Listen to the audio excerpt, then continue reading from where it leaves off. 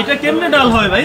আপনারা আলু খাওয়াচ্ছেন পচা, ডালের মধ্যে ডাল নাই। আপনি তিনটা কারণ বলেন আপনাকে কেন রাখা দরকার এখানে। 15 দিনের মধ্যে তোমাদের চলে যেতে হবে, কোনো নো এক্সকিউজ, কোনো কথা শোনা হবে না। এবং 42 বছর ধরে থাকার খেসারত তোমাদের দিতে হবে। তোমরা ভাড়া পর্যন্ত দাও না মিয়া, ফাইজলামি করো। তোমার কিন্তু বেচা কিনেই নাই, তুমি ভাড়া দিবে কেমনে? রেস্টুরেন্ট না আসলে তোমার বিক্রি হয় কিভাবে? তুমি খালি এখানে যতগুলো আইটেম লিখে রাখছো এগুলো তোমার নাই। যে ভুনা খিচুড়ি 3 বার লিখছে, দেখো তুমি ভুনা খিচুড়ি 3 বার লিখছে, এটা তো একবার লিখে কথা। তুমি ভুনা 3 বার লিখছো কি জন্য? এটা মানে এটা ঠিক আছে, এটা বড় করে আর কি। এখানে 3-4টা আইটেম কিছুই নেই। বড় করতেছে আর কি।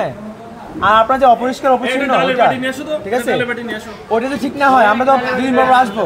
আলু ভাজিতে আলোচনা আপনি না ওই স্টাফ নিয়ে আসেন, আর ওরা হলে ভালো টান চলছে সব ওর বলতে দিলে নিয়ে আসেন।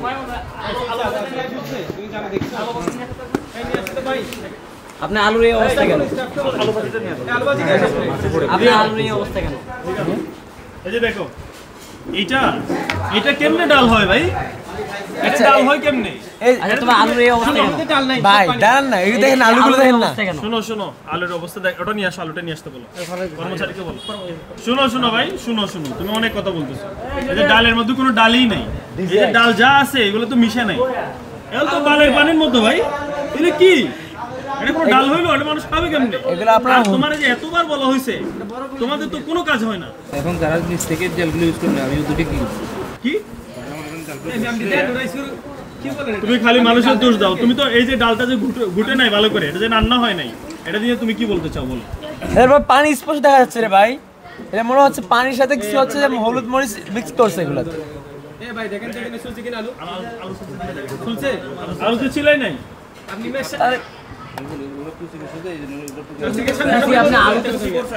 ভাই আপনি অন্য স্বীকার করেন, অন্য হইতেছে, কিন্তু এক্সকিউজ দিবেন না ভাই, প্লিজ আল্লাহর রাস্তায় এক্সকিউজ দিবেন না।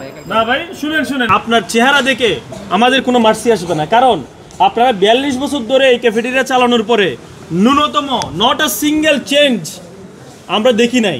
তাহলে আপনাকে কেন রাখবো? আপনি 3টা কারণ বলেন কেন আপনার ক্যাফেটেরিয়া এবং আপনার মালিককে আমরা রাখবো। 3টা কারণ বলেন।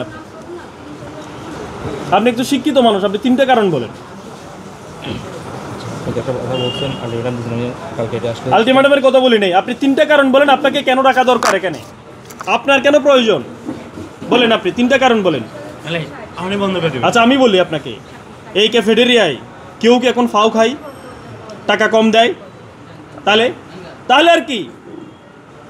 আপনারা আলু খাওয়াচ্ছেন পচা, ডালের মধ্যে ডাল নাই, এগুলো কি, এগুলো কোন ধরনের আচরণ ভাই?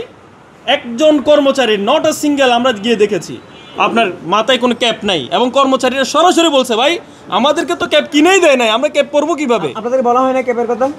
শুনো, এরপরে রান্নাঘরের আনাচে কানাচে বিভিন্ন জায়গায় সিগারেটের ওই ফিল্টারের যে অংশটা ওটা পরে আছে, এবং আরও দেখেছি কয়েকজন কর্মচারী সম্পূর্ণ হাফ প্যান্ট পরে কাজ করতেছে।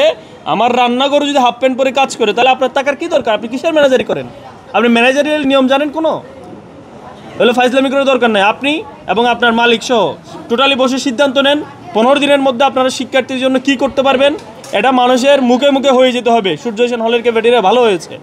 15 দিনের মধ্যে যদি না হয় তাহলে 15 দিন পরে আপনারা চলে যাওয়ার জন্য সম্পূর্ণভাবে মানসিকভাবে প্রস্তুত থাকুন। এর বাইরে কোনো কথা হবে না, এটাই শেষ।